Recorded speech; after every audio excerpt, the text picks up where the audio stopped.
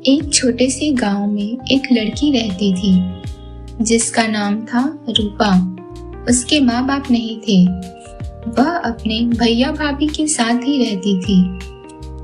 उसका रंग काला होने के कारण उसकी शादी नहीं हो पा रही थी, जिसकी वजह से उसकी भाभी उसे हमेशा कोसती रहती थी। एक दिन रूपा को फिर से लड़के वाले देखने के लिए आने वाले होते हैं।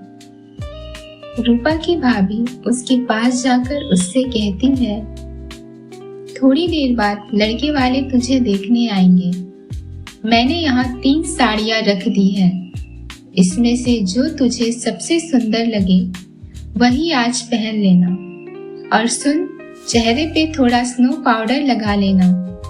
अब तक 50 लड़के वाले तुझे देखकर मुंह फेर चुके हैं।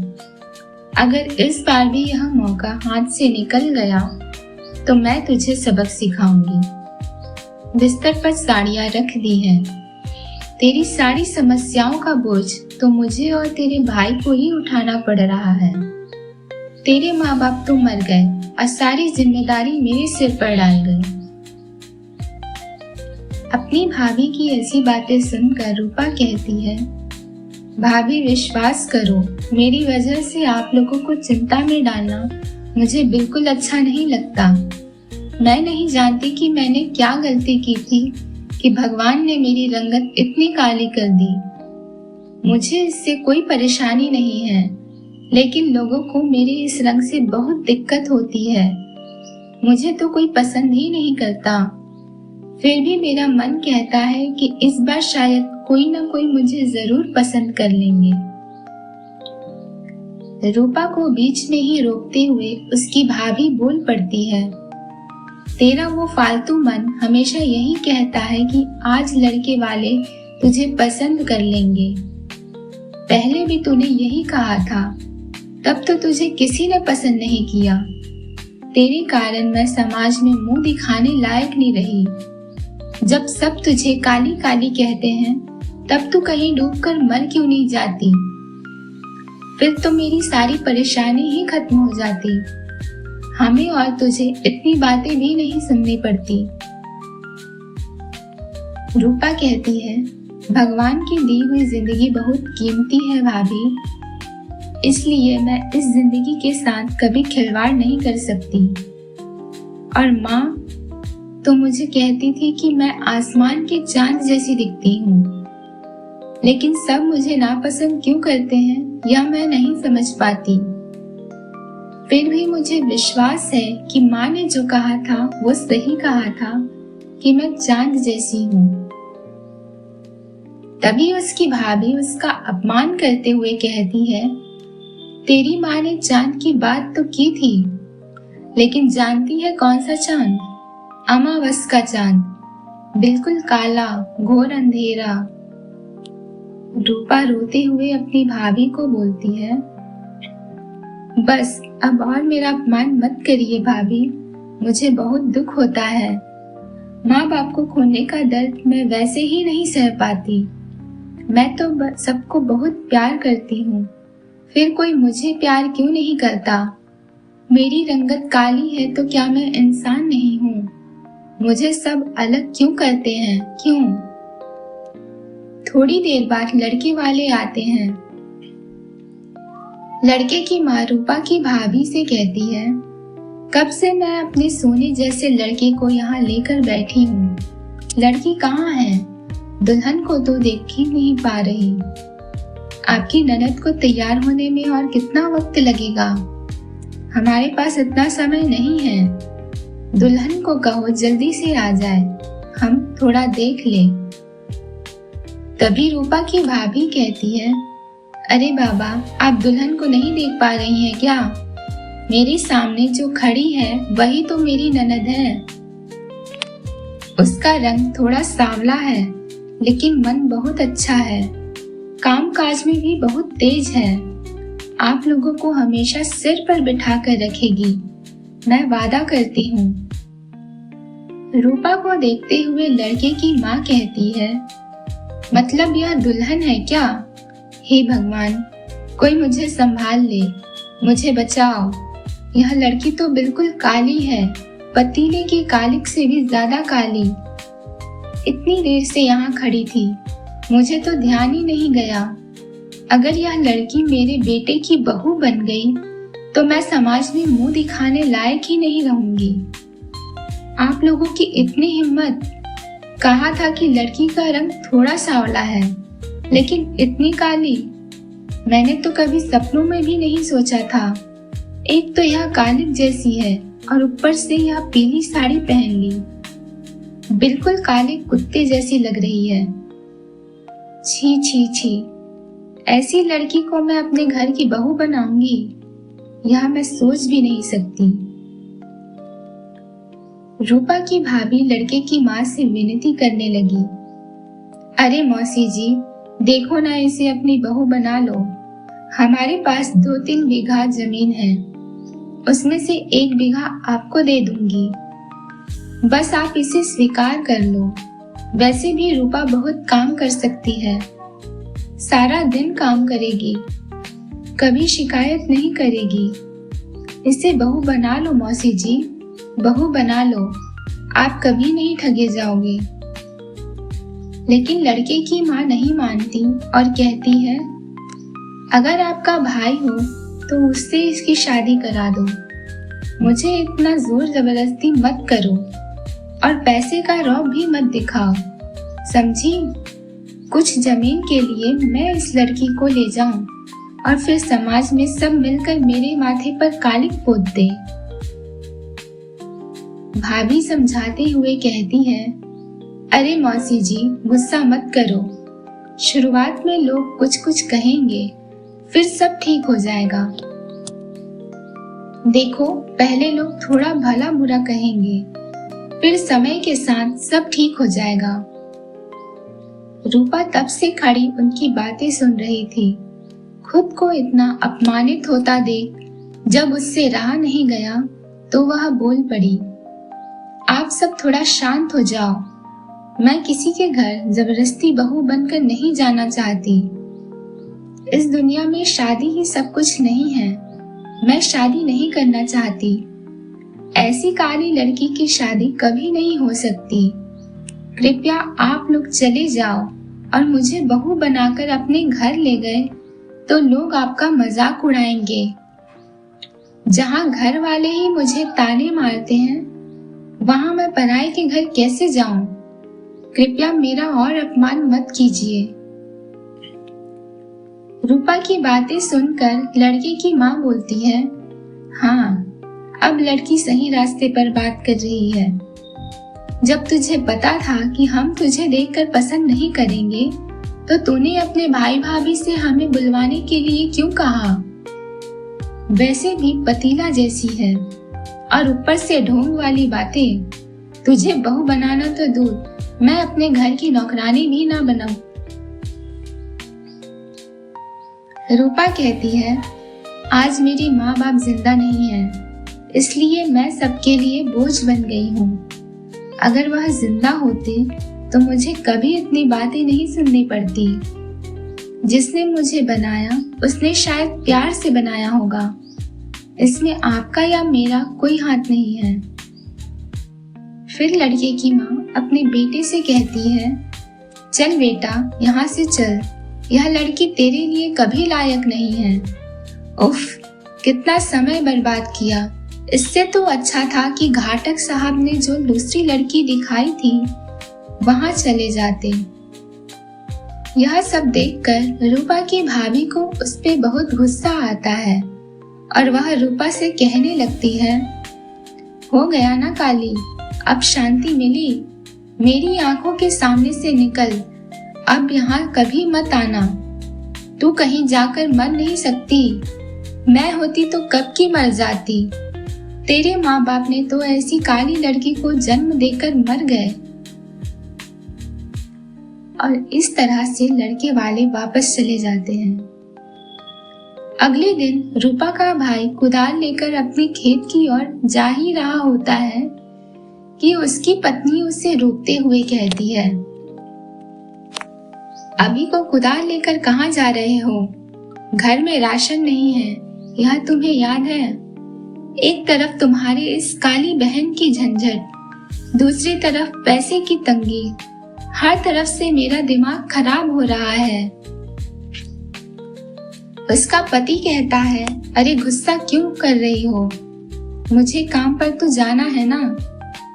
कुछ दिन बाद फसल बोनी है, खेत को तो खोदना है। कुछ दिन पहले ही तो बाजार किया था, सारा खाना खत्म हो गया है क्या? और रूपा की बात मुझसे बिल्कुल मत कहो, वैसे ही मेरा मूड खराब हो रहा है। नहीं जानता इस लड़की की शादी कब होगी। जब माँ बाप मर गए तो इसे साथ लेकर मर नहीं सके। उसकी पत्नी कहती है, घर का आधा खाना तो तुम्हारी बहन के पेट में चला जाता है। दिन में 3 बार गटागट खाती है और इधर उधर घूमती रहती है। तुम्हारी बहन कोई काम करना ही नहीं चाहती। मैं यहाँ नौकरानी बनकर आई हूँ क्या? तुम सारा दिन बाहर रहते हो, घर की सारी परेशानियां मुझे ही झेलनी पड़ती है। तुम क्या समझोगे दुख क्या होता है? पति कहता है, मुझसे थोड़ा अच्छे से बात करो। अगर मैं बाहर काम ना करता तो अब तक भूखे मर गए होते। काम करके 2 वक्त का खाना लाता हूँ, तभी तो तुम खा पा रही हो, वरना कहाँ से खाती? और रूपा का थोड़ा सहन कर लो। क्या करे, इसे मार तो नहीं सकते। मुझे भी यह झंझट अच्छा नहीं लगता। पत्नी बोलती है, इसके लिए अब तक 51 लड़के वाले आकर देख चुके हैं। सबको मैंने पैसे का लालच दिखाया, लेकिन कोई इसे स्वीकार ही नहीं करता। मुझे तो लगता है इसे घर से भगा देना ही बेहतर है। इससे लोगों की बातें भी नहीं सुननी पड़ेगी और हमें हर वक्त चिंता भी नहीं करनी पड़ेगी। लोगों की बातें सुन सुनकर मेरे कान पक गए हैं। इसकी उम्र में सबकी शादी हो चुकी होती है, बस यही बाकी है। पति इन सब बातों से परेशान होकर बोलता है, तुम्हें जो ठीक लगे वही करो, मेरा दिमाग मत खराब करो। तुम इसे भगा दोगी या गोद में बिठाओगी, वो तुम्हारी मर्जी है। मैं यहाँ कुछ नहीं बोलूंगा। मैं अब काम पर जा रहा हूँ, आने में थोड़ी देर होगी। इतना कहकर वह अपने खेत की ओर चल देता है। कुछ दिनों बाद रूपा एक नदी के किनारे उदास बैठी थी और भगवान जी से बातें कर रही थी। वह बोलती है, भगवान, तूने मुझे इस दुनिया में क्यों भेजा? मेरे कारण भैया भाभी हर वक्त चिंता में रहते हैं। क्यों भगवान, तुम मुझे अब तक ले क्यों नहीं गए? एक के बाद एक लड़के वाले बस देखकर मुंह फेर लेते हैं। कोई मुझे सिर्फ मेरे रंग की वजह से पसंद नहीं करता। अगर खुद को खत्म करना पाप ना होता तो मैं अब तक ऊपर होती, लेकिन तुमने जो जिंदगी दी है उससे मैं बहुत प्यार करती हूँ। भगवान, लोगों को मुझे स्वीकार करने में इतनी तकलीफ क्यों होती है? क्यों? अगर मैं उनकी तरह सुंदर होती तो सब मुझे कितना प्यार करते। मैं अब और नहीं सह सकती भगवान। मुझे मेरे माँ बाप के पास ले जाओ, मुझे ले जाओ। सब यही कहते हैं कि मन की सुंदरता असली सुंदरता है, लेकिन हकीकत तो अलग ही है। सब सिर्फ बाहरी सुंदरता का ही कद्र करते हैं। कोई यह नहीं देखता कि किसे दुख हुआ, किसे तकलीफ हुई। सब मेरे मुंह पर काली काली कहकर बुलाते हैं। मैं और नहीं सह सकती भगवान। मुझे एक रास्ता दिखाओ, मुझे एक रास्ता दिखाओ। इतने में ही रूपा की पुरानी सहेली काजल वहां आती है। दूर से ही किसी लड़की को बैठा देख वो खुद से पूछती है, अरे यह कौन है? फिर थोड़ा पास जाती है और उससे पूछती है, तू रूपा है ना? अरे तू रूपा कैसी है? तुझसे मेरी 5 साल बाद मुलाकात हुई और तू यहाँ बैठकर रो क्यों रही है? तुझे क्या हुआ, मुझे बता। रूपा बताती है, और क्या होगा मुझे, तू तो सब कुछ जानती थी। मैं काली हूँ, इसलिए सब मुझसे कितनी नफरत करते हैं। सब मुझे कितना नापसंद करते हैं। अब तक 51 लड़के वाले मुझे देख चुके हैं। कोई मुझे पसंद नहीं करता। सब बस नफरत ही करते हैं। वो सब बातें छोड़, तू इतने दिनों बाद कहाँ से आई? तू कहाँ चली गई थी? काजल कहती है, अरे मत पूछ रूपा, पिताजी के मरने के बाद हम सब बहुत लाचार हो गए थे, इसलिए हम शहर चले गए और माँ बेटी ने मिलकर काम शुरू किया। कुछ दिन पहले ही गांव से लौटी हूँ। यहाँ आकर घर बनाया है।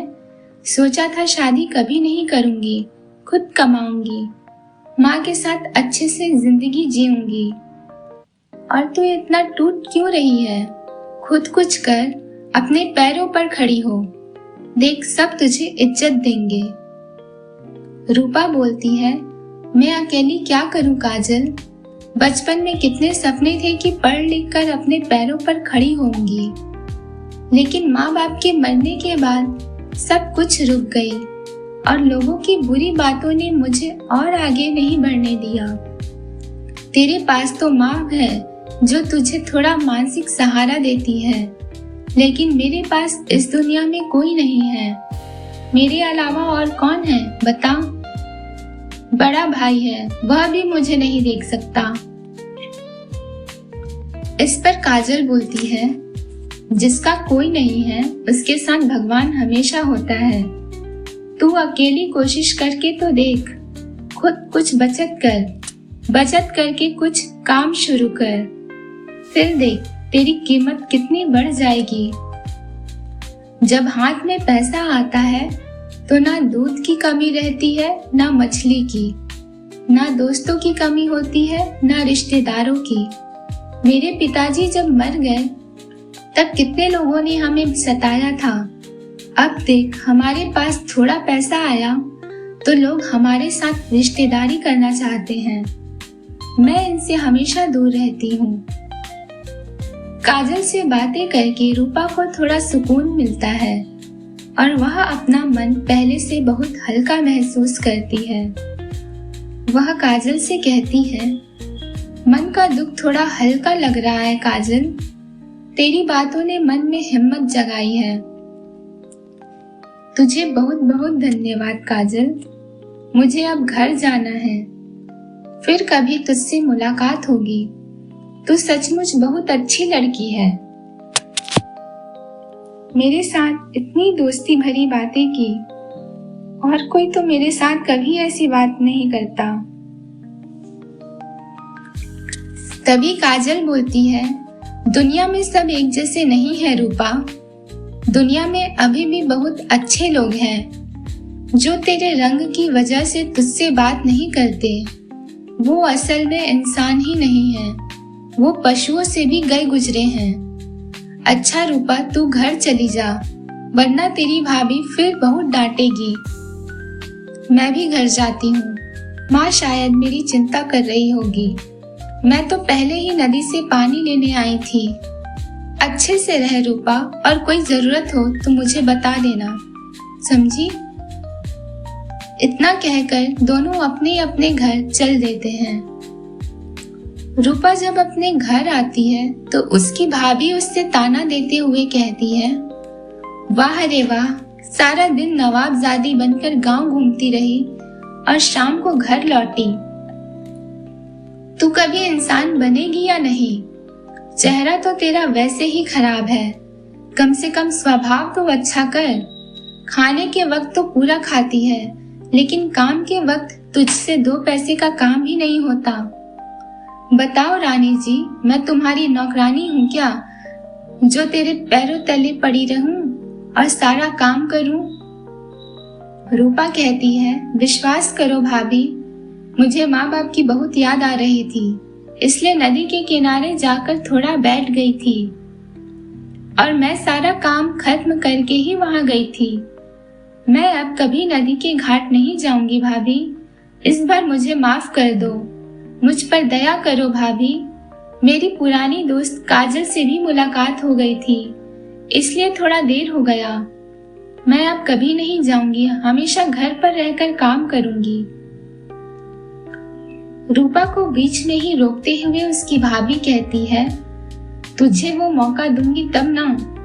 सुन, आज के बाद इस घर में सिर्फ मैं राज करूंगी। तेरे जैसी गंदी लड़की की जगह कूड़े और कचड़े में है। तेरे भाई यानी मेरे पति ने खुद कहा है कि तुझे आज घर से भगा दूं। इसलिए अच्छे से कह रही हूँ, 2 झापड़ खाने से पहले इस घर से निकल जा, वरना झाड़ू से पीट कर तुझे यहाँ खत्म कर दूंगी। अपनी भाभी की बातें सुनकर रूपा कहती है, यह क्या कह रही हो भाभी? मैं इस घर को छोड़कर कहाँ जाऊंगी? मैं तो किसी को जानती भी नहीं हूँ। मैं कहाँ जाऊं भाभी? मेरे साथ यह अन्याय मत करो। मुझे इस घर में रहने दो। इस घर में मेरे माँ बाप की कितनी यादें जुड़ी है।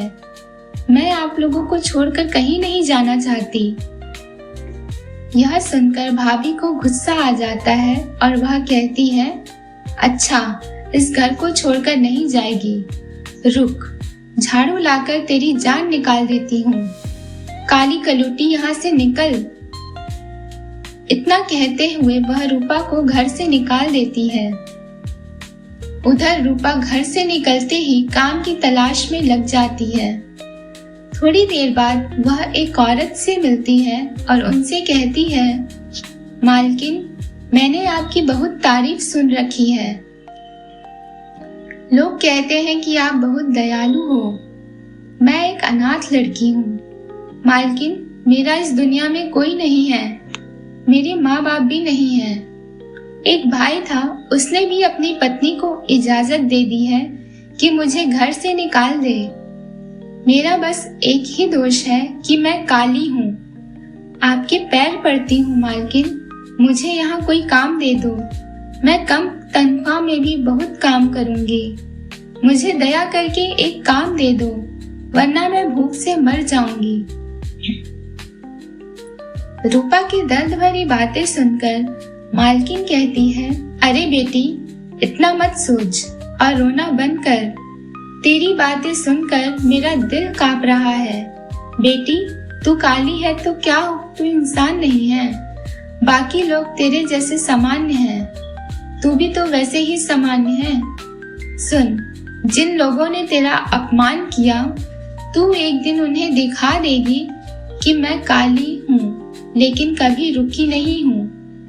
तू उन्हें दिखा देगी कि जो लोग तुझ पर हंसते थे, देखो तू उनसे कितना ऊपर है।